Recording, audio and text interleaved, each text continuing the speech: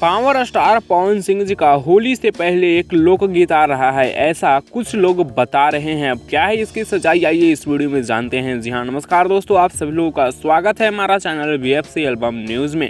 Video को आगे देखने से पहले लाइक करिएगा, चैनल पे नए होंगे तो सब्सक्राइब करिएगा, घंटी कॉल पे सिलेक्ट करके वीडियो को आगे शेयर करना ना भूलिएगा।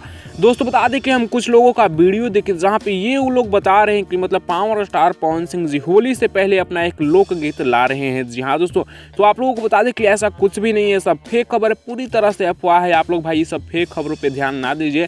पावर स्टार पवन सिंह जी होली से पहले कोई भी लोकगीत का गाना नहीं लाने वाले हैं। जी हाँ, अभी बता दें कि पावर स्टार पवन सिंह जी का एक और होली गीत आने वाला है, जो कि शायद 1 मार्च को रिलीज होने वाला है। फिलहाल होली के बाद ही यानी 10 मार्च के बाद ही पावर स्टार पवन सिंह जी का कोई लोकगीत आएगा। 8 को होली है और 10 के बाद ही पावर स्टार पवन सिंह जी का कोई भी लोकगीत गाना देखने को आप लोगों को मिलेगा। फिलहाल इस वीडियो को आप लोगों का क्या राय, आप लोग अपना राय नीचे कमेंट्स में दीजिएगा। वीडियो कैसा लगा भी बताइएगा। वीडियो पसंद आएगा तो लाइक शेयर सब्सक्राइब जरूर करिएगा।